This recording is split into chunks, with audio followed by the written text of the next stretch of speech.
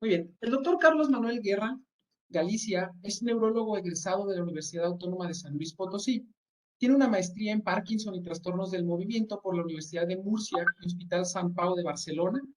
Tiene un fellow en cognición y conducta por el Rush University Medical Center en Chicago, Illinois. Y es director de Prisma Neurociencias AC, clínica interdisciplinaria centrada en la persona para neurodegeneración y salud mental. A continuación nos acompaña con la plática y el tema enfermedad de Parkinson, abordaje clínico y tratamiento simplificado. Comparto, doctor, cedo derechos.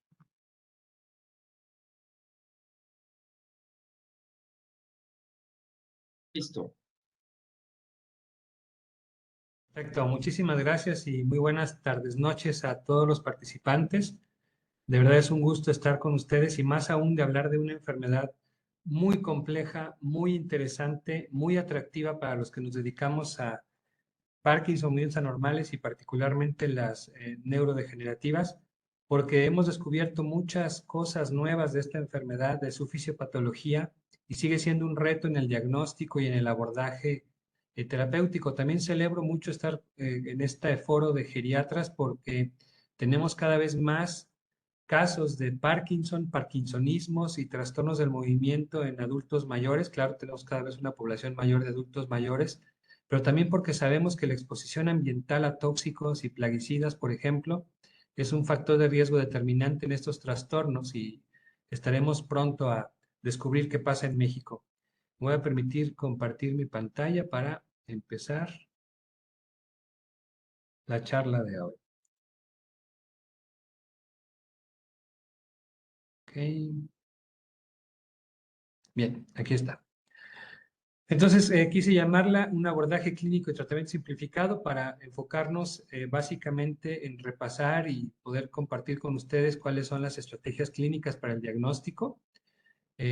Tendríamos que empezar con unas cuestiones generales. Ya me hicieron favor de presentarme, muchas gracias. Soy miembro de varias asociaciones en las que participo no solamente como pagador anual, sino también en la Moving Disorder Society participo en programas de capacitación para eh, cuidados interdisciplinarios centrados en la persona para enfermedades tipo Parkinson y trastornos del movimiento, y ahorita estamos levantando muy fuerte también con la Alzheimer's Association para este tipo de actividades. Participo con varias casas farmacéuticas como speaker, también he recibido apoyos para investigación justamente de algunas casas farmacéuticas. Sin embargo, en ninguna de ellas participo como accionista y no me limitan o me tendencian mi charla, ¿no? La verdad es un debate científico, tratar de dialogar con ustedes y tratar de encontrar puntos de encuentro para poder tener un impacto en nuestra atención de los pacientes.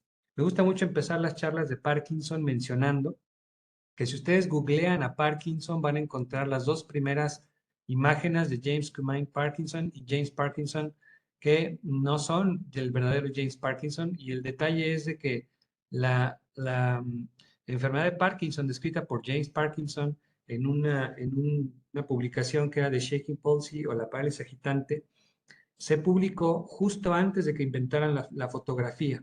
Entonces, las fotografías que tenemos en Google no es Parkinson, entonces quiero que se unan a la campaña de que cuando vean a alguien que como ponente pone a estas figuras, ese barbón y el otro, reconozcamos que no son. Y esto me gusta mucho porque el Parkinson en sí ha cambiado mucho su concepto. Hasta que hubo alguien que dijo, alguien especialista en fotografías, que dijo, oigan, pero las fotografías no se descubrieron si hasta 1927 y la publicación fue en 1824. Entonces, ¿cómo es posible que tengan fotografías del Parkinson campeón, no? Y sabemos que más bien parecería ser que es esta litografía que está aquí en el centro, James Parkinson, el médico de la villa, que estaba dando una charla en una casa de cerveza, ¿no? Esa parecería ser que es el verdadero Parkinson, pero quien describe la enfermedad de una manera clínica más sistemática, de diferencia entre parkinsonismos, fue el maestro Jean-Martin Charcot, quien le da el crédito a James Parkinson, porque la verdad Parkinson tuvo una habilidad para describir clínicamente la enfermedad. Entonces aquí el mensaje sería, ha cambiado también nuestro concepto de la enfermedad, y así como cambió el concepto de la foto, sabemos que la enfermedad, ahora tenemos un concepto diferente y que además, a pesar de conocer muchos síntomas que desde hace más de 200 años se conocían, por mucho tiempo fue un concepto de predominantemente motor. Y es que es muy difícil entender la fisiología motora, o sea, cómo se coordina el movimiento en el cerebro no es sencillo, son circuitos complejos, que de hecho ese tipo de circuitos son los que potencian la neurofobia en nuestros estudiantes de medicina y por eso no quieren estudiar neurología porque son circuitos complejos y que no parecían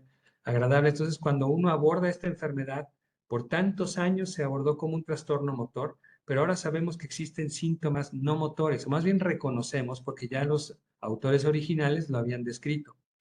También otro concepto interesante es de que al menos 4 vías de neurotransmisores están afectadas de manera primordial y que pueden ser candidatas a manipulación farmacológica, de tal manera que se puede utilizar, ay, perdón, que me sale aquí una noticia, se puede utilizar unas estrategias de polifarmacia interesantes, que es la que vamos a intentar eh, mostrar. Pero además, a pesar de estar teniendo grandes avances en el entendimiento, todavía no tenemos fármacos que tengan una modificación del curso de la enfermedad contundente.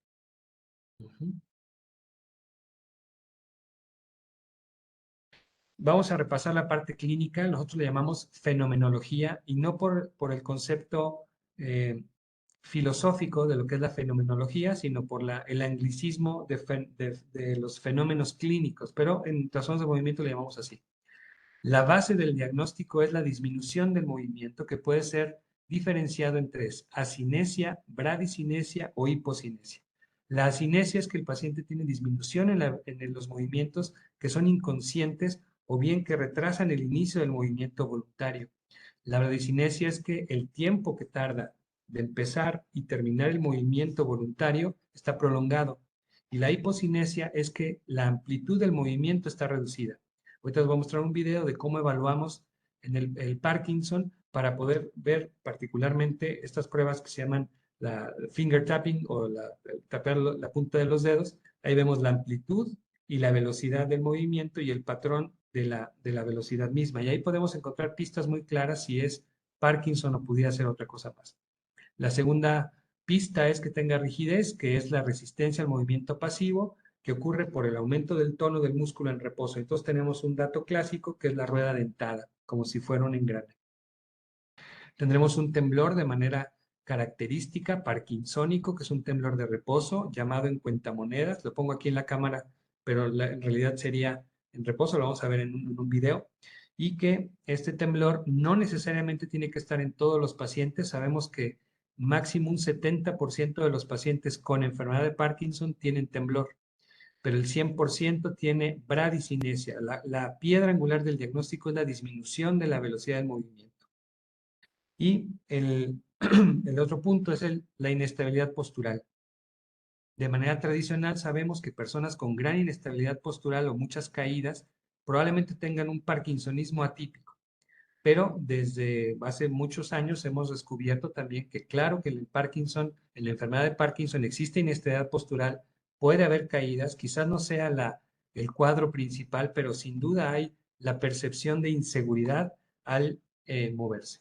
Existen otros datos clásicos como la facies en máscara, que es la hipomimia, la hipofonía, la voz apagada, cambios en la escritura, pero estos son los criterios diagnósticos clínicos en la actualidad con los que nos basamos. Recuerden, siempre bradicinesia es la piedra angular, con rigidez, con o sin temblor e inestabilidad postural. Y entonces hacemos una serie de pruebas que ahorita les voy a mostrar. Este es un paciente que desde la imagen podemos ver su facies inexpresiva.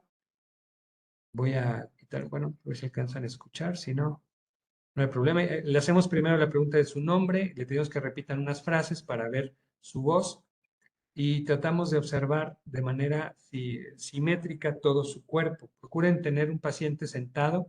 Si tienen apoyador de brazos, mejor, porque así pueden descubrir más los temblores.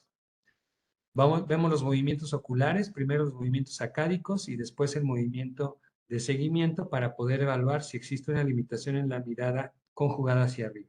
Voy a adelantar un poquito el video para mostrarles el movimiento de las manos. Muchas veces nosotros aquí en Prisma lo que hacemos es pedir al paciente que levante sus hombros para poder observar simetría de un lado a otro. Entonces, muchas veces ahí descubrimos cuál es el lado más rígido. Al levantar hombros, notamos una asimetría. En este paciente podemos observar claramente que su lado izquierdo queda un poquito más abajo que el derecho. Levantamos mano y pedimos que hagan el abrir y cerrar la punta de dedos y ahí lo que observamos es la capacidad de la amplitud y al momento de repetirlo vamos a ver unos bloqueos motores. Lo interesante en Parkinson, a diferencia de los parkinsonismos atípicos, es que el Parkinson empieza en la amplitud bien al inicio y después se va quedando trabado y puede, incluso algunos pacientes ya no abren sus dedos. Comparamos primero un lado contra otro lado para poder demostrar la asimetría, que es otra característica de la enfermedad de Parkinson. ¿Okay? Después de esa prueba, le pedimos que abre y cierre mano, y entonces medimos lo mismo, la amplitud, la velocidad, y que no existan estos bloqueos motores. Fíjense cómo empieza a ser menos amplia su movilidad. Y también un truco que les diré es que mientras observan ese bloqueo, aquí se ve claramente el bloqueo motor, pueden observar en la otra extremidad temblores. Es algo muy común que al distraer al paciente a la hora de hacer una medida, una actividad, perdón, motora específica, destapan el temblor que queríamos ver. Ahí estamos viendo pronación, supinación de un lado y después del otro. Después voy a brincar un poquito para no perder mucho tiempo. Le pedimos que pegue con el talón primero de un lado y después del otro y puntas de pies. Ahí lo que hice yo fue hacerle pregunta para que me dijera los meses del año al revés, lo distraje para descubrir o demostrar con más claridad el temblor parkinsónico. Van a empezar ahorita cómo empieza a emerger el temblor de una manera muy clara. A veces pasa eso, ¿no? Que cuando ya lo quiere uno grabar, no sale el temblor tan claro, pero van a observar cómo ahí está, el temblor clásico de Parkinson. Un truco puede ser pedirle que descanse su mano acá arriba en el brazo, en el descansabrazos, que coloque su mano más en reposo porque la mano extendida puede ocultarnos un poquito el temblor. Después le pedimos al paciente que se levante de la silla con brazos cruzados para poder observar su capacidad de equilibrio y postura, el balance, sin que tenga el apoyo con los brazos de la silla para poderse levantar y de esa forma entonces evaluar una parte fundamental en neurología que es la marcha y trascendental en Parkinson. Entonces, le pedimos que se ponga de pie, vemos su capacidad para hacerlo, él tiene un pequeño bloqueo ahí, a la hora de separar vemos su equilibrio inicial y después veremos el caminar. Aquí lo que evaluamos es la capacidad que tiene el paciente de braceo y la amplitud de los pasos, el ritmo que tienen los pasos y al girar. También es muy clara la posición encorvada, esta camtocormia inicial que tiene este paciente y a la hora de hacer el movimiento tratamos de descubrir cuál es el brazo que bracea menos. Como los pacientes aquí están atentos a caminar, entonces lo que hacen es mejorar su marcha. De hecho, muchos familiares les van a decir, oye, aquí está caminando muy bien, pero en la casa camina fatal. Y eso es porque está usando su atención para mejorar la programación de la marcha. Su programación motora, pues, la está produciendo de manera voluntaria y consciente. Y el movimiento voluntario, pero inconsciente, que es el de la marcha habitual que tenemos, es el que más se afecta en Parkinson. Entonces, el truco es hacer una prueba que se llama dual tasking o retos o trabajos duales, en la que se le pide al paciente que nos diga, por ejemplo, los meses del año al revés mientras camina, y muchas veces así descubrimos la alteración del braceo, la asimetría en la marcha o la alteración en la zancada propia de la caminada. Aquí lo que pedimos es que gire de un lado y después le pediremos que gire hacia el otro lado para descubrir cuál es el lado más rígido. Por lógica, el lado más rígido va a servir como un asta donde va a poder girar más fácil el paciente y podemos así demostrar también la asimetría. Y después, al terminar esta parte, hacemos la prueba del jalón, donde lo que hacemos es tratar de mover el centro de equilibrio del paciente de una manera súbita para que veamos su reflejo postural, siempre estando atrás del paciente y listos por si tiene mal los reflejos posturales, lo podamos cachar y no tenga un accidente ahí terrible. Se ha discutido mucho esta prueba porque se le avisa al paciente, entonces es un fenómeno de preparación cognitiva para esta prueba, pero si hacemos el empujón lo suficientemente fuerte, podemos demostrar la inestabilidad postural muy sencillo. Yo le estoy explicando al paciente cómo hay que hacerlo, siempre atrás de él, poner nuestro pie en medio de sus dos pies para que si camina no nos dé un pisotón. Suena muy sencillo, pero es real. Entonces, esa es la prueba del empujón donde podemos nosotros dar, más bien del jalón, donde podemos darnos cuenta de la inestabilidad del paciente. Muy bien. Existen antecedentes genéticos, pero sabemos que la herencia genética como tal directa es del 10 al 15% de los casos y la mayoría es un trastorno adquirido. Al parecer, como les decía, tóxicos ambientales, un golpe a las neuronas, como se le llama un segundo golpe, quizás algún factor genético predisponente y sabemos que plaguicidas, tóxicos, etcétera, pueden ser asociados a este desarrollo. Un punto muy importante y en particular para ustedes geriatras es justamente identificar los síntomas no motores en Parkinson. Básicamente se dividen en 4 grandes familias, las de trastornos autonómicos, trastornos del sueño, alteraciones sensoriales y los problemas neuropsiquiátricos. Estos son los que más carga generan a los cuidadores y que pueden ocurrir incluso en etapas prodrómicas. Tenemos pacientes que tienen depresión, por ejemplo, ansiedad, apatía, por muchos años con muy pobre respuesta al tratamiento. Se le puede sumar hiposmia o dificultad para percibir ciertos olores. No es como la anosmia de COVID, que era súbita, sino los pacientes pueden tener eh, una falta de reconocimiento de que tienen hiposmia y al hacer las pruebas, como la UPSIT, que es la prueba de olfatorio, la prueba olfatoria, descubrimos que el 80% de los pacientes con Parkinson al diagnóstico pueden tener algún grado de hiposmia, no necesariamente anosmia. Y se ha postulado también que ciertos grados de ciertos aromas en específico son más fácilmente perdibles en la gente con Parkinson, pero eso todavía no sabemos qué correlación tiene, como los olores de smog, por ejemplo, o ciertos olores de humo, ¿no? No los perciben tan fácil. Y uno de los síntomas premotores o prodrómicos más importantes es el trastorno conductual del sueño REM, donde los pacientes actúan sus sueños, casi siempre son sueños tormentosos, sueltan golpes, gritan o se pueden hasta caer de su cama, pero el paciente no percibe que tiene este trastorno, sino el que su compañero de sueño es el que lo presenta. Esos datos que les platiqué ahorita son los que más se asocian a desarrollo de Parkinson 10 o hasta 15 años después de ocurrirlos. Todavía tenemos en la actualidad el diagnóstico basado en el cuadro motor, aunque sabemos que existen criterios para el diagnóstico premotor o prodrómico, que son los que les platicaba, y se me olvidaba, perdón, uno muy importante, el estreñimiento, ¿cómo no? De ahí la teoría que el origen de la enfermedad puede surgir de un trastorno a nivel de la flora intestinal y de ahí la alteración viaja por el nervio vago y hará esta distribución, aunque es muy variable entre cada paciente. Pero bueno, el diagnóstico sigue siendo, el momento del diagnóstico sigue siendo la piedra angular, la bradicinesia, rigidez y temblor con la elasticidad postural. Puede haber pacientes que desde el principio hay estudios que reportan que la mitad de los pacientes con reciente diagnóstico de Parkinson tienen un grado de deterioro cognitivo leve. Claro, eso es para otra charla, es muy amplio la clasificación de deterioro cognitivo en Parkinson, pero podemos identificarlo y debemos buscarlo de manera proactiva al momento del diagnóstico y entender, no es solo un trastorno motor, sino que tiene síntomas no motores. Y conforme avanza la enfermedad, empezaremos a tener trastornos más complejos en los síntomas no motores, dificultad mayor en los síntomas motores y también alteraciones secundarias a la medicación y algunos trastornos neuropsiquiátricos, ya sea propios de la medicación, la polifarmacia, o bien propios de la enfermedad, donde tendremos algunos trastornos como la psicosis. Entonces, es una enfermedad muy compleja que involucra muchas vías de neurotransmisores y que sabemos que como la piedra angular es los síntomas motores, pues entonces la dopaminérgica es el punto. Pero si vemos en el prodrómico, las vías noradrenérgica y acetilcolinérgica serían las colinérgicas, perdón, serían las iniciales. Entonces eso habla de que la enfermedad viene por otro sitio más allá de la sustancia nigra.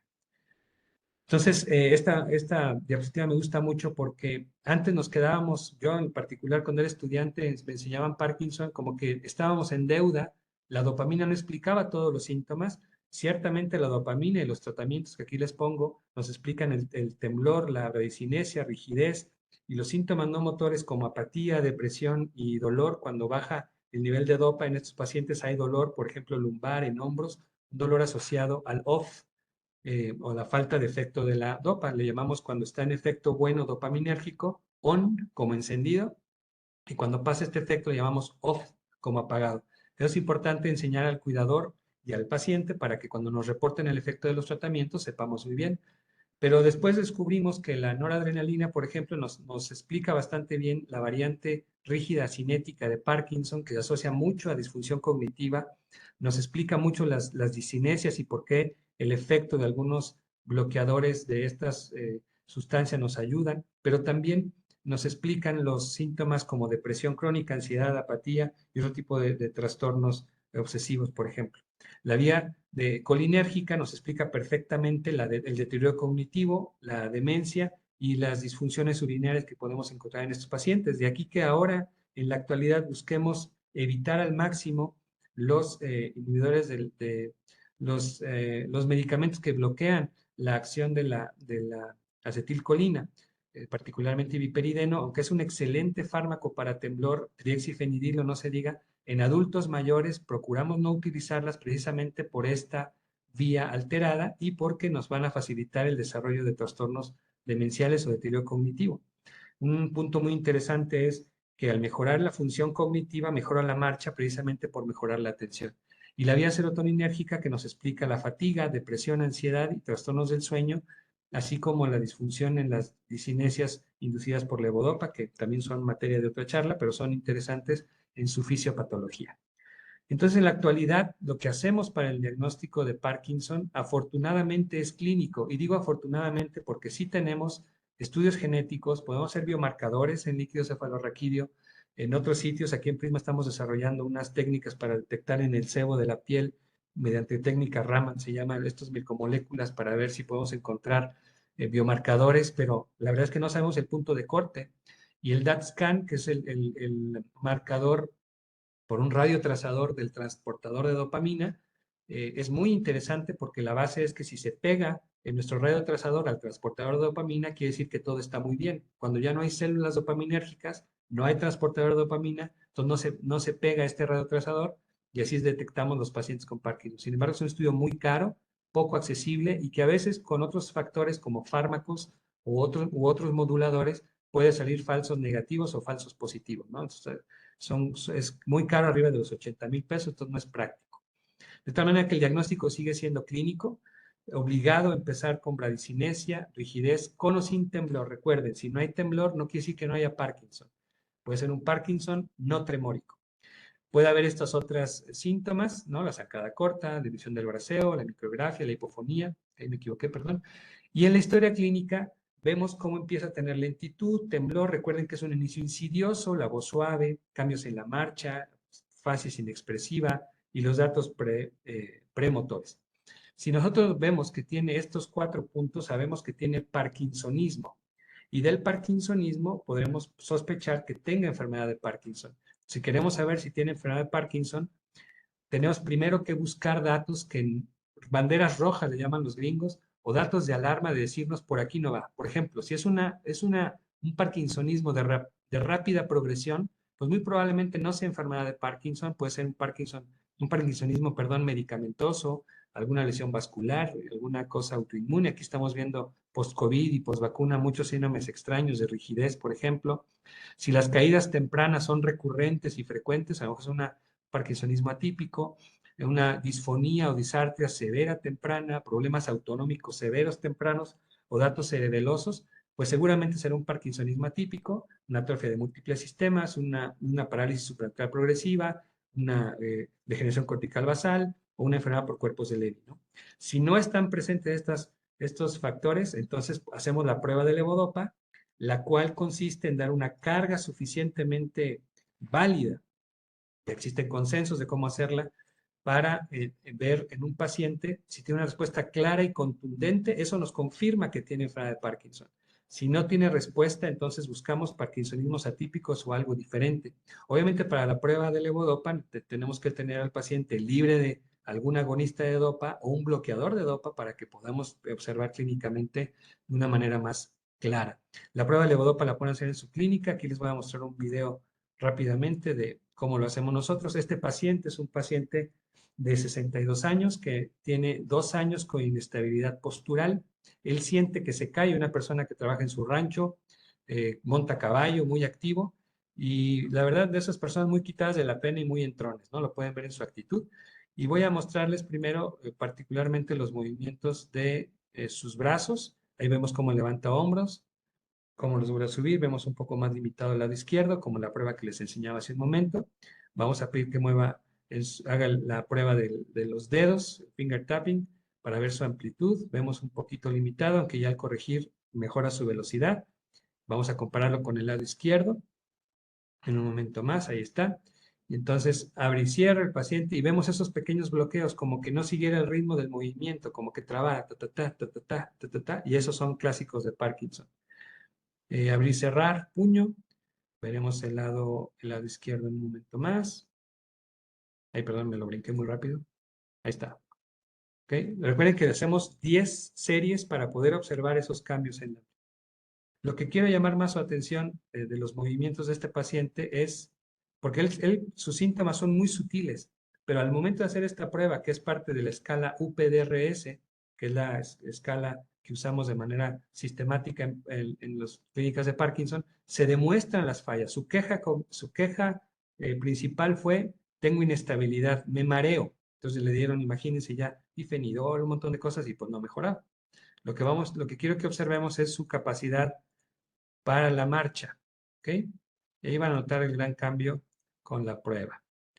Entonces le vamos a pedir que cruce de brazos, chequen cómo se levanta, su capacidad de mantener el equilibrio y de mantener ese equilibrio a la hora de arrancar la marcha. Vean en este paciente particularmente el braceo. Fíjense cómo parecería que su brazo izquierdo trae escondido una pistola, un arma ahí, un cuchillo, ¿no? Que nos va a atacar o algo. Y no, pues es la disminución del braceo. Y si fíjense también cómo hace esa inestabilidad al giro. Ahí va a girar y va a perder un poco el equilibrio. Ahí está. Muy claro, pierde el equilibrio. Esa es su queja. Él dice, mi queja es esta. No tengo buen equilibrio, voy a caer. De repente empieza a corregir el movimiento, pero fue muy clara la asimetría. Y después le damos la carga de levodopa. Me voy a adelantar para ver el cambio en la marcha, que es donde se observa más claro. Perdón que brinque todo lo otro, pero por cuestiones de tiempo y poder platicar de los tratamientos. Entonces se levanta, fíjense, con mayor seguridad. Pedirle que levante, separe brazos. Pedimos que empiece a caminar y van a observar cómo, ahí está, el braceo es mucho mejor, sin decirle al paciente, obviamente. En la prueba yo no estoy, la hace mi enfermera y el fisioterapeuta, pero sin decirle al paciente, mueva el brazo, haga esto, simplemente se le da la orden y podemos observar. Vean claramente la mejoría en su giro, en la estabilidad y sin duda en el braceo. Me van a tener que creer, pero también en sus pruebas de finger tapping, abrir mano, etcétera, notamos la mejoría. Es una prueba clara y contundente de respuesta a la levodopa y por eso entonces se concluye que el paciente tiene enfermedad de Parkinson. Pues ya por los 60, la cirugía de Parkinson era como la promesa para el tratamiento por un hallazgo fortuito en un paciente con un aneurisma cerebral, que al momento de hacerle la ligadura del aneurisma en estas arterias tálamo perforantes, pues se les pasa la mano y le producen un infarto al paciente subtalámico, de tal manera que en un paciente con Parkinson, mejoró sus síntomas parkinsónicos debido a la lesión que tuvo ese pacientito y entonces ese accidente permitió hacer un avance espectacular en la parte de cirugía.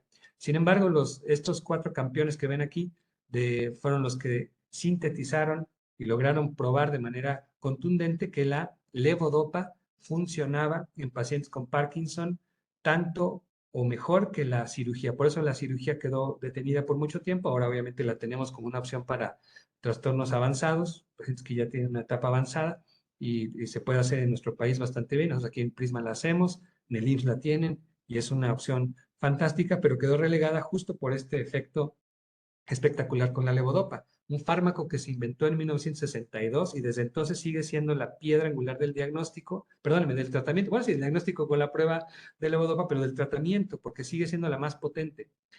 Tiene varias desventajas, como las vamos a ver, pero sigue siendo en realidad una estrategia fuerte. Este es un mapa mental de las opciones de tratamiento que tenemos para el Parkinson y se basa, si se fijan, en la terapia dopaminérgica. Lo que buscamos es buscar o pretender que la liberación sináptica de dopamina se mantenga constante. Una pista que les voy a platicar es de que la célula dopaminérgica tiene la virtud de estar soltando de manera tónica la dopamina, no sale como en brotes, no hace una liberación en brotes, supresión, como nos enseñan en fisiología, ¿no? Que llega el precursor, se hace el neurotransmisor, se almacena en las vesículas presinápticas y luego por un estímulo sale. Aquí está saliendo de una manera tónica, constante. Entonces, en el espacio intersináptico, o en el espacio sináptico más bien, está constante la dopamina. Y lo que pasa es que los estados postsinápticos, de acuerdo al patrón motor, afectivo y cognitivo que estemos desarrollando por las vías dopaminérgicas, entonces va a estar expresando estos receptores de la familia 1 o 2 que harán entonces el efecto de la dopamina. Y la producción y reabsorción de la misma obedecerá a esos cambios o esas actitudes. Se entiende muy bien esto si alguien nos pone a entrenar boxeo. Los primeros meses vamos a ser muy torpes, vamos a parecer que tenemos 2 pies izquierdos, no tenemos el ritmo y conforme entrenamos, mientras nuestras sinapsis empiezan a generar esas conexiones nuevas y esos nuevos ritmos de neurotransmisor presináptico, postsináptico, entonces ya tendremos movimientos motores más naturales que no se verán ajenos y seremos ya un experto boxeador. Se le ve al que está entrenado y al que no. Pero conforme pasa el tiempo de la enfermedad, esta célula va a morir y entonces las células serotoninérgicas que está junto a ella, recuerden que la vía serotoninérgica está pegadita a la dopaminérgica y tiene mucha interacción con aquella, pero como ya no hay células dopaminérgicas, la vía serotoninérgica es la que metaboliza la levodopa y esa no tiene la posibilidad de hacer un tono constante de dopa y sí lo suelta en brotes, que es uno de los problemas del tratamiento con levodopa a largo plazo, que son las famosas fluctuaciones motoras.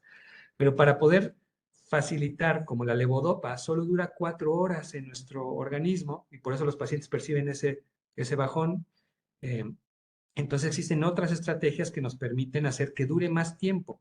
Por ejemplo, los inhibidores de la catecolometiltransferasa o bien los inhibidores de la monoaminooxidasa tipo B, que son las que predominan en el sistema nervioso central. Esto es lo que permiten es tener un tiempo de acción mayor, además de otras funciones que platicaremos.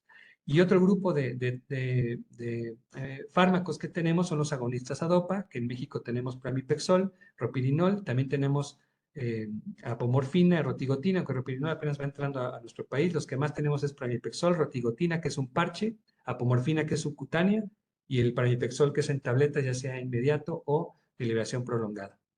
Platicaremos rápidamente de ellos. ¿Qué hacemos entonces cuando tenemos un paciente con Parkinson? Bueno, aquí lo bonito del Parkinson es que depende cada paciente es un proyecto.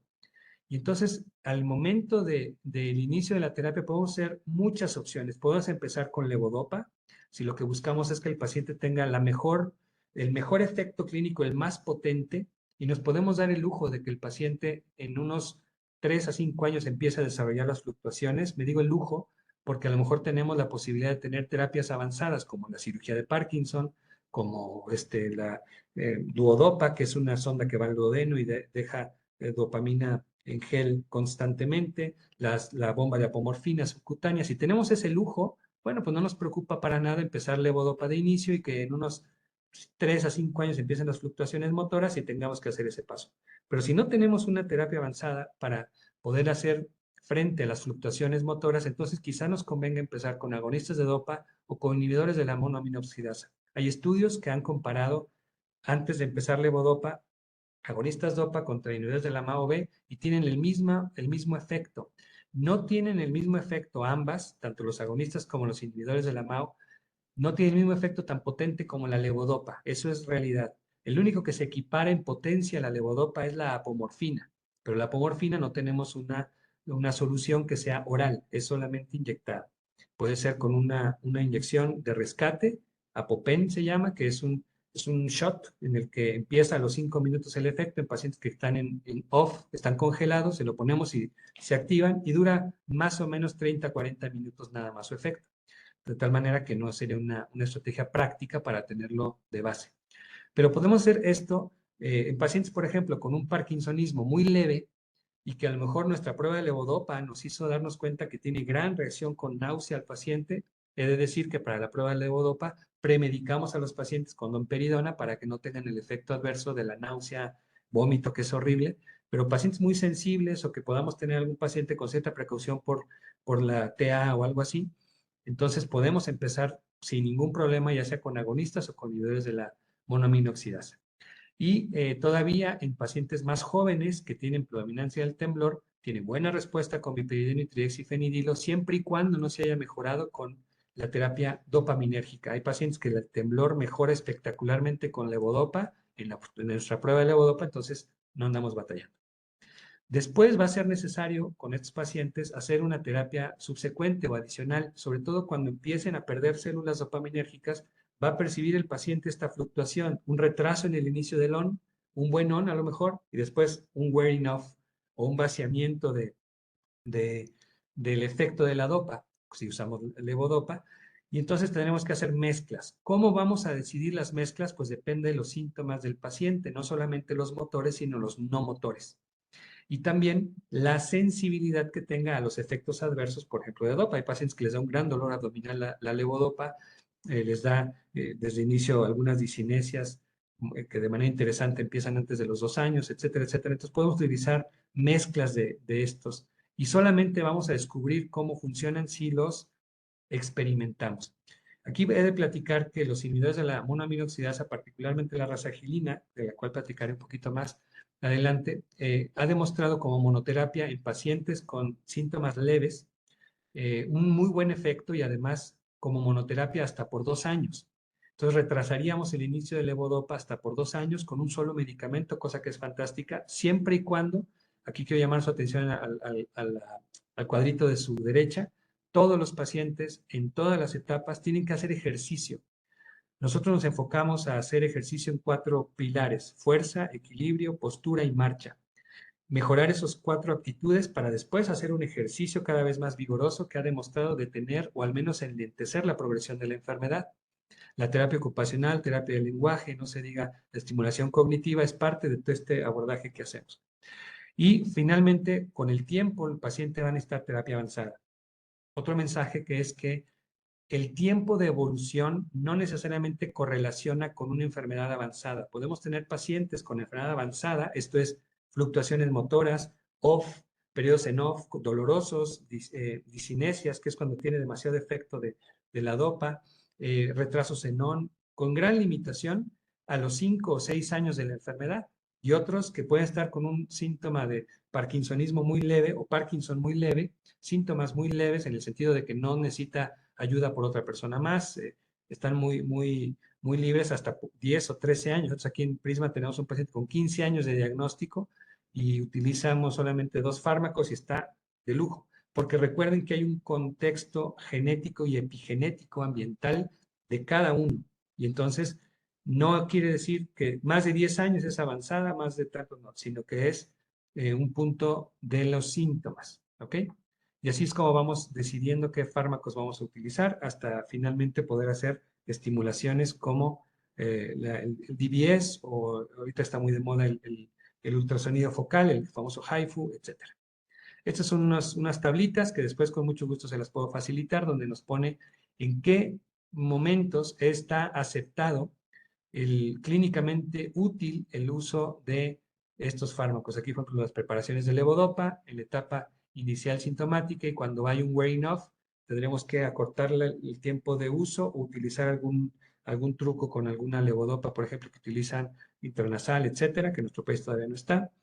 Los agonistas de dopa han demostrado buen efecto como monoterapia sintomática temprana, como una terapia adyuvante a la levodopa, como una terapia muy útil cuando tenemos este wearing off, porque sobre todo con los agonistas de liberación prolongada tenemos un estatus se trata de reproducir ese tono dopaminérgico que les platicaba yo, pero de manera interesante con los fármacos, ya sea el transdérmico o el oral, que es de liberación prolongada. El riesgo de los agonistas de dopa, particularmente en el grupo de edad que ustedes tratan, son los efectos adversos. Pramipexol genera alucinaciones muy dramáticas, trastorno de control de impulso. Los pacientes pueden estar con hipersexualidad, compras compulsivas, celotipia, celando a su pareja. A lo mejor él tiene 90 y ella tiene 85 y ella está sospechando que le está engañando con el carro que está, el dueño del carro que siempre está en la esquina, etcétera, hacen esas confabulaciones. y puede generar un gran trastorno de carga a los cuidadores, aunque de manera motora los veamos excelente, está el paciente fatal porque tiene estos síntomas terribles.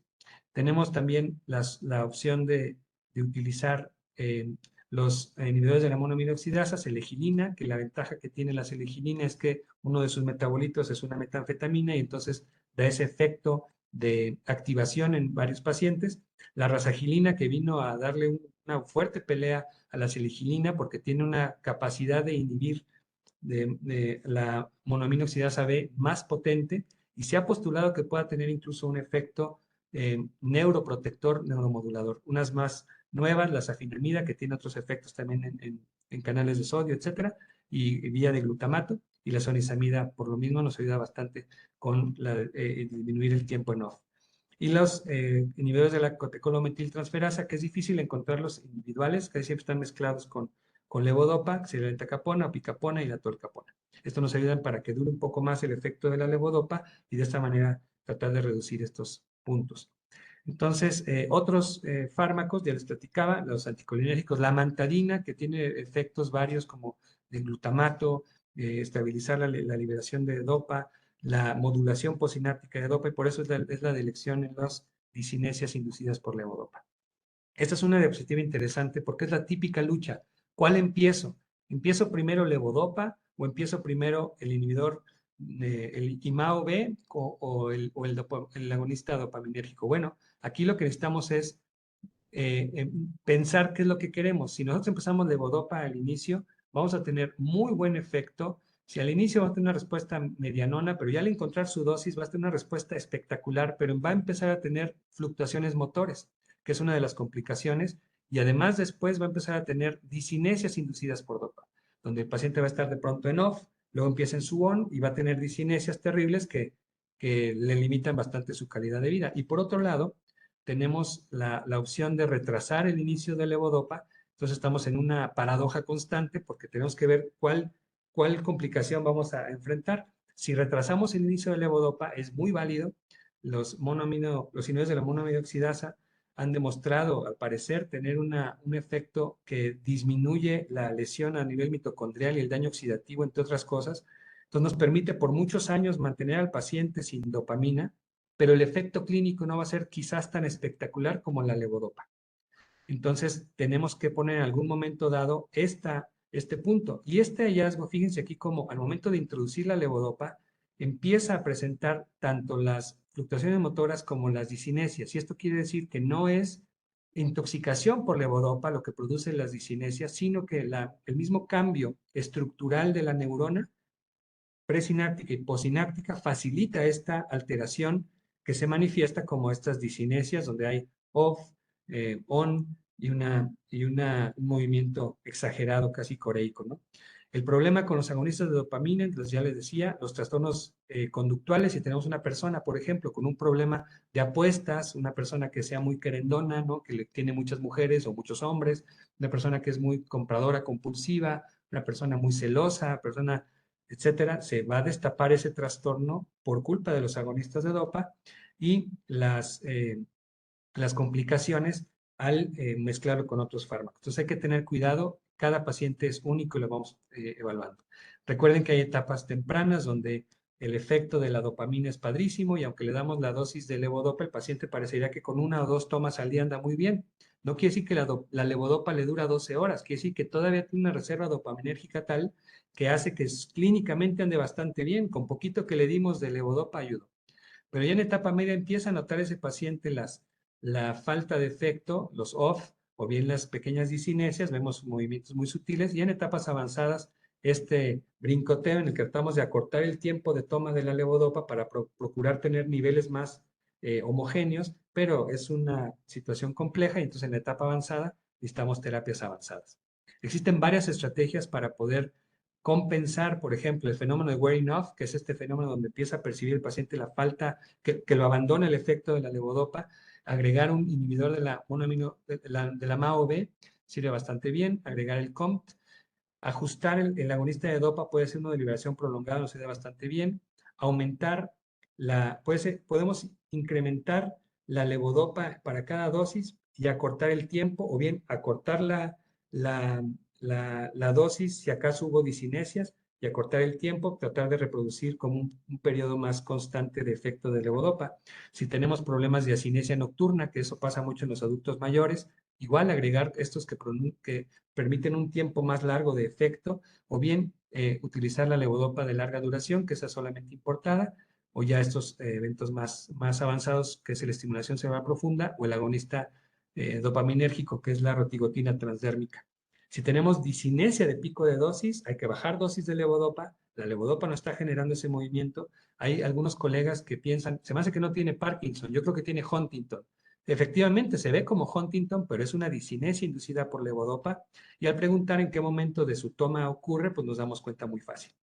Entonces, lo que hacemos es bajar dosis de levodopa, pero acortar el tiempo. Recuerden que los pacientes con discinesias no sufren la discinesia porque se están moviendo. Es peor el off, es peor el congelamiento.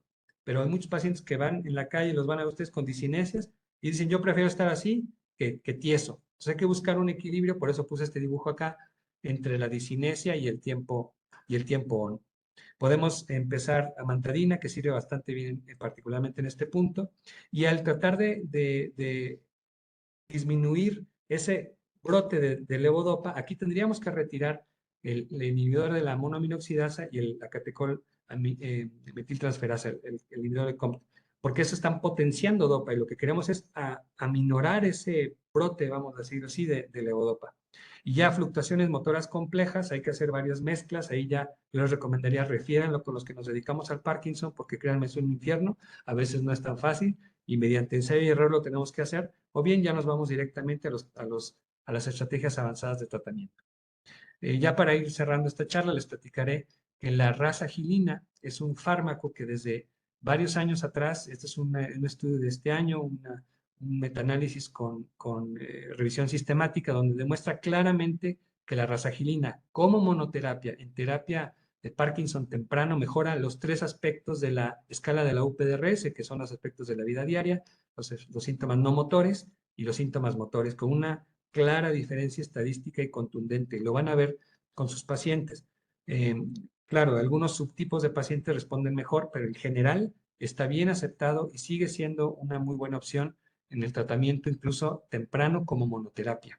Entonces es perfectamente válido empezarla, sin problema. Ahora, ¿qué pasa cuando se combina la rasagilina con la levodopa o bien versus levodopa sola? Igual es una revisión sistemática, porque se han hecho muchos estudios respecto a esto y la recomendación de los expertos es que la combinación es superior a la monoterapia en los puntajes de la UPDRS-3, que es la parte motora, y también reduce de manera significativa el off, el tiempo en falta de efecto. Y curiosamente, algunos estudios nos mencionaban que había muchos efectos adversos y abandono de tratamiento con la mezcla, pero en este revisión sistemática se vio que en seguridad y tolerabilidad está bastante similar y con buen apego. Esta es una revisión también muy interesante de este año, que habla de cuál es la situación actual de los inhibidores de la monoaminoxidasa. Y me da mucha risa porque ustedes se fijan, nos ponen este dibujo en ese artículo, de ahí lo saqué, donde menciona cuáles son los IMAOs que utilizaríamos dependiendo del síntoma. Por ejemplo, rigidez, puede ser rasagilina, selegilina o safinamida. Depresión, selegilina, rasagilina, safinamida. Insomnio, solo rasagilina. Por lo que platicamos, que la seligilina, como tiene este derivado metanfetamínico, pues nos afecta el sueño, pero la rasagilina, curiosamente, regula muy bien el ciclo de sueño, es una muy buena opción. Y por el contrario, en una persona con somnolencia excesiva diurna, pues selegilina sería la mejor opción en ese caso. Las 3 para temblor, las 3 para discinesia, para hipocinesia, wearing off, la rasagilina nos ha funcionado muy bien. Y curiosamente, la rasagilina tiene un efecto en la fatiga, y esto es porque se postula que tenga un efecto antioxidante y más bien prooxidativo, positivo en la mitocondria, y de esa manera daría un efecto de energía. Y así nos da esta revisión una cosa interesante: mejora síntomas motores, no motores, reduce el off, y aquí lo más interesante de esta es la potencial efecto neuroprotector, factores de crecimiento neuronal, nervioso, cerebral, derivados de células de la glía, tiene un efecto antiapoptosis al bloquear unos activadores de apoptosis. Por estudios de SPECT se ha demostrado que estabiliza el flujo vascular, cosa que es interesantísima, ya les mencionaba de la mitocondria. Y una cosa interesantísima de rasagilina, que todavía estamos tratando de ver si en el humano se ha reproducido, pero al parecer sí, por los estudios que les mostré, es que evita esta agregación o este desdoblamiento de la alfa-sinucleína, y entonces ahí sería una potencial estrategia que modifique el curso de la enfermedad. Recuerden, no todo es dopamina, tenemos varias estrategias, los especialistas en Parkinson, para utilizar diferentes fármacos en diferentes síntomas, pero la idea, aquí el mensaje sería, no todo es dopa y podemos hacer varias mezclas de fármacos dependiendo cómo estén nuestros pacientes. La sobrevida sigue siendo más o menos hasta 14 años, pero hemos tenido pacientes que tienen cerca de 20 años con la enfermedad. No se mueren por Parkinson, sino se mueren de la misma causa que la población en general, pero la única causa directamente relacionada por el Parkinson sería la neumonía por aspiración en etapas avanzadas. Pronóstico depende del subtipo, por eso lo importante de irnos más allá de que tiembla es síntomas motores y qué síntomas no motores tiene, porque eso se está estudiando como un factor de correlación para pronóstico. En general nos va muy bien con la respuesta dopaminérgica, la dosis adecuada, el tiempo adecuado, la mezcla adecuada, evitar los efectos adversos porque ahí van a perder al cliente y estar muy listos cuando empieza a tener síntomas de off. Empezar a entrenar tanto al paciente como a los cuidadores para identificar el tiempo on, su calidad y la disminución. Entonces, las disinencias se ven cuando tiene mayor tiempo. Y ya, ahora sí, para cerrar, les prometo una disculpa. En adultos mayores es muy complejo, ustedes lo saben, porque aquí los síntomas no motores predominan. Y a veces puede ser que los síntomas no motores sean no producidos por el Parkinson, sino por otras comorbilidades del paciente u otros fármacos. Pero el chiste es de que los síntomas no motores impactan la calidad de vida y hacen una sobrecarga del cuidador terrible. Hay que tener en cuenta las comorbilidades, la polifarmacia y la carga económica que esto genera. En general, el adulto mayor tiene mayor severidad de los síntomas motores y mayor deterioro cuando se compara con los jóvenes o gente más joven. Y predominan los síntomas motores axiales, aunque todos son peores. De los síntomas no motores que vemos más en el adulto mayor es dolor, particularmente dolor en off. El dolor en Parkinson es súper complejo, pero el dolor en off quiere decir no tiene un estado dopaminérgico continuo adecuado. Trastornos del sueño, particularmente problemas de cognición y demencia, apatía, que ese es uno de los síntomas no motores que más gordo le cae al cuidador, disfunción autonómica, hipotensión postural, por ejemplo, problemas vesicales y las alucinaciones visuales. Y entonces lo que hacemos es hacer un abordaje centrado en la persona y multidisciplinario, idealmente interdisciplinario. Nosotros aquí en la clínica, como estamos en el mismo sitio todos, es interdisciplinario, pero en instituciones sería multidisciplinario porque se participan a través, vamos, de las notas, ¿no? Entonces, cada uno tiene una función específica. Lo que buscamos es mejorar un abordaje hecho a la medida, mejorar el beneficio, disminuir los riesgos, evitar que los pacientes abandonen tratamiento y sobre todo evitar que se hospitalicen por consecuencias de mala medicación o mala intervención. El acompañamiento en Parkinson es complejo, no es una línea como tal. Este artículo de Bastian Blum, un holandés que es fantástico en este tipo de intervenciones, habla de diferentes intervenciones de acuerdo a la etapa en la que estamos en el Parkinson, pero el curso de la enfermedad es variable, cada paciente es diferente y cada paciente necesita diferente intervención en diferentes etapas, de tal forma que tenemos que irnos adaptando a cada paciente. Nosotros lo que hacemos en Prisma es esto, buscar que definamos cuáles son los puntos específicos en este tenor, en este paciente, en esta familia, y dar un cuidado respetuoso y que esté guiado por la preferencia de la persona.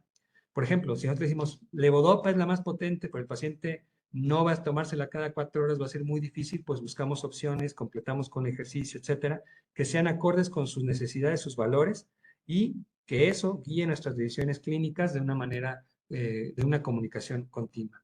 Ya existen lineamientos de cómo hacerlo, de cómo hacer un grupo interdisciplinario. Se puede hacer un grupo enorme o bien con lo que tengamos. Este es un modelo que tienen en Holanda muy interesante, en el que se entrena a personas de primer contacto para identificar a pacientes con Parkinson, hacer las primeras intervenciones, darle seguimiento y después pacientes específicos los refieren o bien tienen seguimiento vía telemedicina en su misma unidad, asesorados por las unidades de especialidad, de tal forma que tienen un solo centro de Parkinson, pero con varias subunidades capacitadas para dar los primeros inicios. Por eso a mí me encanta esta idea de estar haciendo esta charla con geriatras e invitar internistas, médicos generales, porque hay que entrarle de una manera sistematizada y sencilla al tratamiento. Para cerrar, les platico, este es mi equipo aquí en San Luis Potosí. Tenemos un grupo interesante de psicogeriatra, una internista geriatra, nuestra enfermera, la nutrióloga, un psicólogo con investigación. Acabamos de abrir la oficina de investigación clínica, neuropsicología, psicoterapia cognitivo-conductual, rehabilitación física, terapia de lenguaje, que es fundamental, terapia de deglución. Esteban, que se empezó como terapeuta general y se fue a capacitar para hacer terapias de deglución, y ahorita lo estamos arrancando muy bien. Nuestros fisioterapeutas, Monse y Marcos, que son los que mantienen animados a los pacientes para que sigan el apego. Y Nora, que es una psicóloga que acaba de empezar un puesto de gestor de cuidadores, donde entrenamos a los cuidadores, les damos seguimiento. Tenemos una comunicación permanente, un expediente único. Está Manuel, el centro de investigación, y nuestra recepcionista y nuestra intendente, Leti, que es una chula de persona, por cierto. Bueno, yo con esto termino. Les agradezco mucho su atención. Una disculpa por el tiempo, pero es un tema apasionante y pues bueno, creo que hay preguntas. Vamos a, a ver lo que sigue, ¿no? Muchas gracias. Doctor, muchísimas gracias por la presentación. La verdad es que se aprecian muchos aplausos. Muy buena la charla. Y aquí hay una pregunta que hace el doctor Carlos Utarra. En un paciente con una enfermedad de Parkinson avanzada, paciente dependiente con ya dismovilidad, síndrome de inmovilidad, ¿en qué momento se decide suspender la terapia parkinsoniana y solo paliar la sintomatología no motora? Es una excelente pregunta. Se han hecho ya estudios y donde lo que hace la terapia dopaminérgica en esas etapas es no va a hacer que tenga un estado funcional adecuado, eso es obvio, pero al suspender las terapias dopaminérgicas puede haber muchas consecuencias hemodinámicas, cardíacas o hasta conductuales. Entonces, por ejemplo, el dolor mejora con la terapia dopaminérgica. Entonces, se enfoca más bien a ajustar la terapia dopaminérgica a un punto donde nos tenga el paciente con su mejor calidad de vida. No para que camine, no para que haga los 10 pasos, el giro, no, sino para que no tenga dolor, no tenga estreñimiento, no tenga disautonomía, por ejemplo, y hacemos ese tipo de mezclas. Entonces, la suspensión como tal no se recomendaría. De hecho, antes se hacía para evaluar al paciente, perdón la expresión que voy a usar, discúlpenme por favor, pero evaluar al paciente a pelo, sin efecto de los fármacos, ver cómo estaba su Parkinson, se le recomendaba suspender sus medicamentos de golpe. Entonces teníamos trastornos, por ejemplo, de ansiedad, como si fuera una especie de abstinencia por la falta del agonista de dopa o la misma dopa. Entonces se prefiere no hacer una interrupción súbita. Se puede hacer una polifarmacia racional buscando mejorar los síntomas que en esa etapa de cuidados paliativos avanzados son pertinentes y prudentes. De acuerdo, doctor. Muchas gracias. Y aquí también surge una pregunta respecto a paciente con Parkinson y choque séptico. ¿Continuar o suspender levodopa carbidopa? ¿Y cuándo está indicado reiniciar el tratamiento? Igual, si el paciente no tiene una dosis muy compleja de polifarmacia y la prioridad es obviamente la estabilización, lo principal es la estabilización. Siempre tener en cuenta que algunos de los síntomas autonómicos que observemos en un paciente crítico pueden ser por la falta de dopa. Entonces, no perder de vista que podemos tener una abstinencia a dopa porque nos centramos en la parte, obviamente con toda justificación, a la parte escéptica y buscar tener nosotros una suplementación dopaminérgica apropiada. Por ejemplo, si el paciente no deglute, pero tenemos una vía de alimentación, pues por ahí nos vamos. Recordar que la levodopa, si hay alimento, no se va a absorber, entonces procurar que el timing de la toma sea adecuado. Entonces, si tiene una infusión constante de alimentación, darle levodopa, perdón, por la sonda no va a ser muy hábil, entonces quizás utilizar el parche de rotigotina, amantadina intravenosa, etcétera. Un inhibidor de la monoaminoxidasa. El chiste es no perder de vista los síntomas por la suspensión. La prioridad va a ser sin duda el choque séptico y salvar la vida de esa persona, pero no retirar tan de golpe los fármacos, porque tienen muchos efectos, no solamente en el movimiento. O sea, no pensar, pues, está encamado, no va a caminar, ¿por qué le voy a dar dopa? No, pues porque tiene un corazón, tiene una frecuencia, tiene un tono cardiovascular, tiene un ciclo circadiano, etcétera, etcétera, etcétera. De acuerdo. Efraín Corona, doctor, ¿qué tan útil es la estimulación magnética transcraneal para el control de síntomas motores, retrasos en on, y síntomas motores en off, el freezing? Qué buena pregunta y celebro esta. A mí me encanta la estimulación magnética transcraneal. Todavía no sabemos en realidad el peso en Parkinson, pero mejora bastante bien, como sobre todo los protocolos que son para estimular la corteza dorsolateral prefrontal, mejora atención y de esa forma mejora marcha. Y al parecer de esa forma entonces nos va a ayudar para evitar estos freezings o estos trastornos de la marcha como tal. En temblor también se está buscando, pero hasta ahorita todavía tenemos un nivel de evidencia en experimentación y estamos desarrollando protocolos para poder responder eso de una manera más contundente, pero es una terapia muy prometedora. De acuerdo. Y aparte de la escala UPDRS, ¿qué otra escala clínica consideraría útil para evaluar la mejoría o severidad de los síntomas motores?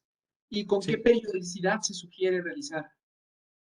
siempre les recomiendo que la UPDRS la conozcan y la hagan porque nos dan las pistas clínicas muy fácil. La UPDRS completa son 4 partes e incluyen justamente síntomas no motores, calidad de vida y las fluctuaciones motoras en la parte número 4. Entonces, con esa escala está bastante bien. En una vida real de una institución, ¿no? Que tenemos un montón de pacientes, aplicar escalas no es tan fácil, pero si conocen la clave de estas, está bien. Existe la escala de síntomas no motores, también ya validada para Parkinson. Existe la escala de sueño en Parkinson, la escala de apatía en Parkinson. Hay una escala muy bonita de pruebas cognitivas, la Parkinson Disease Cognitive Rating Scale, PDCRS, que está en español, validada para nosotros. Es una prueba para hacer un tamizaje cognitivo para pacientes con Parkinson con una gran utilidad. Entonces, esa nos da una herramienta mayor que el MOCA, por ejemplo, ¿no? ¿Con qué periodicidad? Dependerá del objetivo de tratamiento que estamos haciendo. La UPDRS, la parte motora, nosotros la hacemos en cada visita del paciente de manera sistemática. Los síntomas no motores también de manera sistemática en cada visita. Si lo hacemos inicialmente al mes, luego cada 3 meses. Normalmente ya un paciente estable lo evaluamos cada 6 meses. Y nuestro departamento de gestoría de cuidadores está enviando WhatsApps y cosas por redes para preguntar cómo van los otros síntomas, ¿no? Pues la cognición social, la interacción, etcétera. Pero inicialmente esas sí las hacemos cada mes. Los que son de cambio por ejemplo, cognitivos o cosas que son un poquito más tardadas, pueden ser cada 3 o 6 meses, dependiendo del punto que queramos lograr.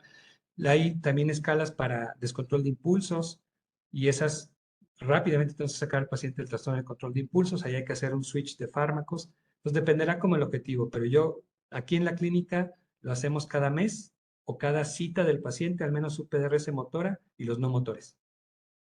Ok, y adelanto un poquito la pregunta, por ahí mencionan, ¿está validada para personas mayores? Bueno, La UPDRS, sí. pues es que en realidad es un recabar síntomas y signos para integrar el diagnóstico. Entonces sí, se utiliza en pacientes desde los 18 años hasta adultos muy mayores, muy mayores. De hecho, son las escalas que usamos cuando hacemos investigación. Y validada en Eh, México también. Y el doctor Manuel Villalobos lo felicita por su ponencia, así como muchos otros médicos, y gracias, doctor. Y menciona aquí, respecto a la cialorrea, Ah, eh, muy bien. ¿con qué frecuencia observa la cialorrea como síntoma acompañante y parkinsonismo secundario a evento cerebrovascular? Si en estos casos se pudiera observar respuesta al tratamiento similar al resto de los pacientes.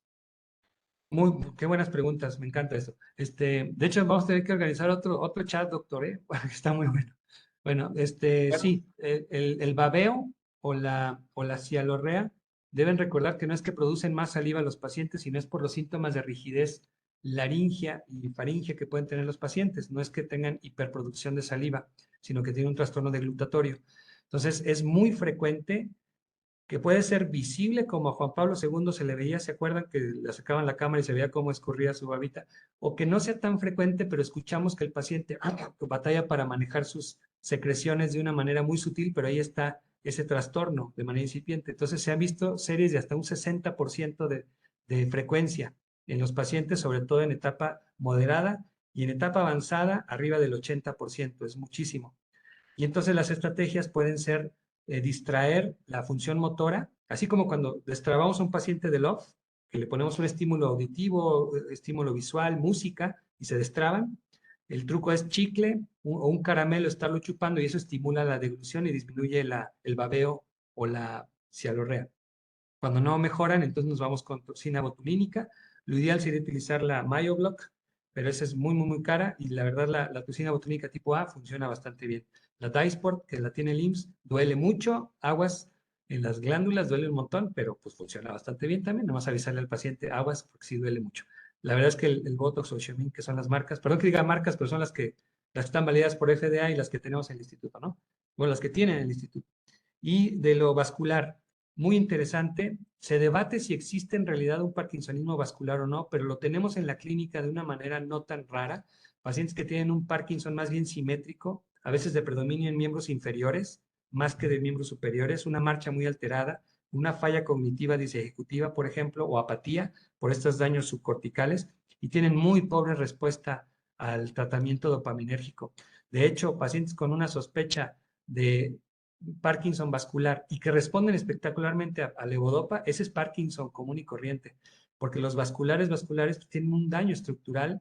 Es como pasa con la depresión vascular. ¿Han visto ese término todavía discutido, ¿no? Del adulto mayor, pero que lo vemos en la clínica, pacientes con con estos infartitos que están confluyendo y que tienen esta apatía emocional, falta de iniciativa y que responden muy pobre a los antidepresivos, ¿no? Realmente no jala o no responden. Es algo similar en estos parkinsonianos. Gracias a Dios no es tan frecuente, es mucho más frecuente los que responden bien, y los que no responden casi siempre son los atípicos, que pueden empezar muy similares a Parkinson, pero con el tiempo se va diferenciando ya las cosas o los hallazgos en resonancia magnética. Ok, doctor. Y aquí viene acerca de la polifarmacia, aquí la situación con geriatría.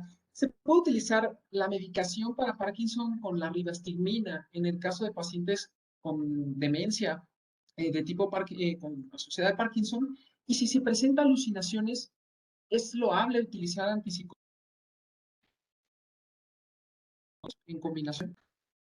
Es muy bonita pregunta también. De los inhibidores de acetilcolinesterasa que mejor evidencia tienen en Parkinson para evitar, fíjense, falla cognitiva, freezing, congelamiento de la marcha o trastornos de marcha, mejorar equilibrio y evitar alucinaciones, es precisamente la rivastigmina. La rivastigmina tiene un efecto no solamente inhibidor de la acetilcolinesterasa, sino de la butirilcolinesterasa, que tiene que ver con los circuitos más profundos subcorticales. Entonces sí mejora. El antipsicótico en Parkinson procuramos no utilizarlo, mucho menos olanzapina, que es la que más parkinsonismo da en Parkinson, y la risperidona, evitarlas. Buscamos las que son menos parkinsónicas, ¿no? Que sería la quetiapina, la clozapina, que es una chulada precisamente, aunque tiene sus cuidados específicos, y el brexpiprazol. Pero el aripiprazol también, pero el brexpiprazol tiene buen perfil. Pero procuramos no utilizar el antipsicótico y más bien ajustar otros fármacos como los inhibidores de acetilcolinesterasa para mejorar estas alucinaciones. Pero si el paciente lo que tiene es psicosis, impulsividad, aquí mi ventaja en mi clínica que yo tengo un psicogeriatra, entonces podemos tipificar muy bien cuál es una y cuál es otra, pero sí es válido utilizar antipsicóticos, claro, con todos los requerimientos que conocemos para el adulto mayor, evitar mezclas peligrosas tanto metabólica como cognitivamente, y también evitar los que van a empeorar el Parkinson. Yo veo muchos pacientes con Parkinson's y olanzapina, por ejemplo, lograron que se durmiera el viejito, perdón, no lo quise decir peyorativo, ¿va? Pero es una frase que usamos los no geriatras, disculpen. Pero está dormido, ya no dio lata, déjale la olanzapina y entonces empieza a tener una gran rigidez muscular, etcétera. Entonces mejor buscar otro tipo de psicóticos. Primero entonces sería buscar la causa de esas alucinaciones, ese trastorno conductual. Puede ser algo médico o algo ambiental. A lo mejor están reaccionando a algo los pacientes. Definitivamente la primera opción son inhibidores de acetilcolinesterasa. El que más evidencia tiene es la rivastigmina. Es muy válido utilizarlo, aunque en muchos países, como en Estados Unidos, usan el donepezilo por más barato y se ha observado unas respuestas similares. Eso se los paso al costo, ¿no? Pero el que tiene más evidencia, rivastigmina. Y después ya valorar antipsicótico. Poco tiempo, la dosis menor efectiva y los que no produzcan trastornos de parkinsonismo. Gracias, Doc. Y una pregunta más, para en el caso de la depresión en el paciente con Parkinson, ahí el manejo ideal, ¿cuál sería? Sí, realmente hay muy buenas propuestas. De manera lógica uno diría, bueno, pues me conviene una que me levante dopa y que me levante noradrenalina. Entonces, de entrada se nos antojaría mucho los duales, por ejemplo, ¿no? Pero los estudios no muestran una mejoría de uno contra otro. Entonces, en la actualidad la recomendación es evaluar el síndrome depresivo que tiene el paciente y decidir el fármaco de acuerdo a la depresión. No tanto que hay un mejor antidepresivo para Parkinson que otro. De entrada, les vuelvo a repetir, sí se antojaría pues que algunos duales fueran mejores, pero por ejemplo, si tenemos un paciente con dolor, depresión, ansiedad o algo así, pues entonces los duales los iríamos primero, ¿no? O si tenemos un paciente que tiene síndrome de piernas inquietas, por ejemplo, o temblor de acción, o un temblor reemergente, no solamente está el de reposo, sino empieza a tener un temblor reemergente, utilizaríamos de los que no es ni selectivo de regulatoria de serotonina, ni dual, los iríamos con bupropión, o que es de los que tienen mejor perfil para evitar efectos de trastornos del movimiento. Pero en los lineamientos actuales o las recomendaciones los inhibidores selectivos de recaptura de serotonina siguen siendo la primera opción, pero se hace como cualquier abordaje de depresión que ustedes ya conocen. De acuerdo, doctor. Y Ana Sánchez nos pregunta, en un paciente donde se ha decidido cambiar el tratamiento por efectos adversos, ¿cómo es posible realizar un puenteo de un fármaco a otro? Y si es recomendable, bueno, ya nos comentaba sobre la suspensión súbita del fármaco previo. Sí, lo ideal sería empezar el fármaco nuevo, que sea alguno de liberación inmediata, explicándoles muy bien. En ese tipo de cambios de switcheo que tenemos un paciente que no ha tenido buen efecto, pueden apreciar mejor el efecto de la levodopa. Pero, por ejemplo, si el efecto es el daño, no daño, perdón, sino los efectos adversos por levodopa, realmente no es que la levodopa hay que retirarla, es más bien que su sistema dopaminérgico está atrofiado y entonces hay que optimizar la terapia dopaminérgica. Entonces lo vamos haciendo gradualmente, estableciendo cuál es la prioridad de este paciente y en esta semana vamos a buscar este ajuste y lo ideal sí es haciendo cambios paulatinos. Solamente que tuviéramos, por ejemplo, un trastorno conductual o un trastorno de control de impulsos, uno se antojaría quitar el agonista de dopa, ¿no? Pero eso nos va a dar un trastorno de abstinencia. Los agonistas de dopa dan mucha abstinencia al quitarlos de manera súbita. Entonces tenemos que ese sí que irlo retirando poco a poquito y la otra terapia entra de lleno. Muchas veces hacemos el levodopa con un IMAO o el puro IMAO para amortiguar la disminución. No desprecien el efecto de los inhibidores de la monoaminoxidasa. De verdad son muy efectivos si los usamos de manera inicial y en etapa avanzada o en etapa más avanzada como un adyuvante puede sustituir muy bien al agonista, que son los que más efectos adversos nos están metiendo en problemas. Muchas gracias, doctor. Y ya una última pregunta. ¿El uso de rasegilina junto o no con levodopa, cómo y cuándo se recomendaría? Yo siempre lo que hago, eso ya es una recomendación mía, es qué actividades tiene el paciente, a qué se dedica. Es una persona que está todavía laboralmente activa, tiene una condición en la cual tiene que tener el mejor efecto lo más pronto posible. Yo no tardo, yo empiezo la levodopa sin problema y puedo empezar con dosis baja, con la rasagilina que nos da un efecto constante y nos permite que esa dosis baja de levodopa, sumado al ejercicio y todo, por mucho rato lo tenga el paciente muy contento. El problema es convencer al paciente de tomar el fármaco cada 4 horas. Entonces, podemos empezar también experiencias que yo he tenido de pacientes que empezaron la levodopa muy agresiva, una tableta cada 12 horas, por ejemplo, entonces mucha náusea, entonces odian la levodopa. Entonces, esos pacientes son los clientes perfectos para empezar un rasagilina, selegilina o el agonista de dopa. Siempre recordándole al paciente que el efecto más potente va a ser la levodopa. Y sobre todo si hicieron la prueba de levodopa, el paciente va a decir, wow, este efecto lo quiero y a lo mejor con esos fármacos no lo logran. Pero hay que estar siempre en mucha comunicación. Otro tip, muchos pacientes con Parkinson tienen una pérdida del insight. Seguramente esto que voy a decir a ustedes les ha pasado. Ven a su paciente, le empiezan tratamiento y al mes o 2 meses que lo ven, ya llega caminando el paciente, su voz más fuerte, y ustedes casi casi lo quieren abrazar porque va muy bien y el paciente al preguntarle cómo va, dice, pues muy mal, sigo mal, porque el paciente no percibe la mejoría, aunque la familia dice, ¿cómo mal? Si ya te bajas de la cama tú solo, ya no sé qué, ya no sé qué. Bueno, sí, pero yo sigo mal. Y eso es porque tienen esa pérdida del insight. Si les pasara eso, está muy válido descansar el fármaco unos 3 días o 4 días y darle al paciente una guía y decirle, cheque cómo están sus síntomas motores, el temblor, el no sé qué, y los no motores, cómo está la tristeza. Y entonces el paciente experimenta lo que le hacía de efecto el fármaco que ustedes le estaban dando y muy rápido. Y eso hace un mejor apego al tratamiento y evita el doctor shopping por médicos nefastos que no le atinan, ¿no? Pero sí, cuando se usa juntos, depende del paciente. Quiero hacer un paciente que quiero retrasarle, tiene un parkinsonismo muy leve, le quiero retrasar el inicio del levodopa. Por ejemplo, el paciente que les mostré en el video, que hasta que vieron la marcha se notó muy claro que tiene Parkinson, ¿no? Ese le empecé con razagilina y está feliz porque toma una sola vez al día, sigue trabajando en su rancho, está haciendo ejercicio, etcétera. Entonces empecé solito. Pero pacientes que necesitan mejor efecto, tienen más síntomas, sí empiezo con levodopa dosis baja y la razagilina, sin duda. Y depende de los otros síntomas no motores, por ejemplo, dolor o depresión. Si es depresión, pramipexol es muy buena opción. Si es dolor, la rotigotina transdérmica es excelente. Problemas en la noche, pacientes que se quedan trabados en la noche, pues el parche es una chulada para eso, etcétera, etcétera. Hay varias mezclas dependiendo del paciente. Y es lo bonito del Parkinson. Muy bien, doctor, pues muchísimas gracias. Ya ahorita cesaron las preguntas, pero pues bueno, muchas invitaciones a participar en más pláticas y en hospitales como ponente. Y Encantado. pues muy agradecidos por la ponencia, doctor. Esta quedará grabada, se subirá después al canal de Geriatrims y pues también la compartiremos con ustedes. Agradecido mucho, doctor Carlos. Gracias por esta ponencia y esperamos volverlo a ver Ustedes. en otra ocasión.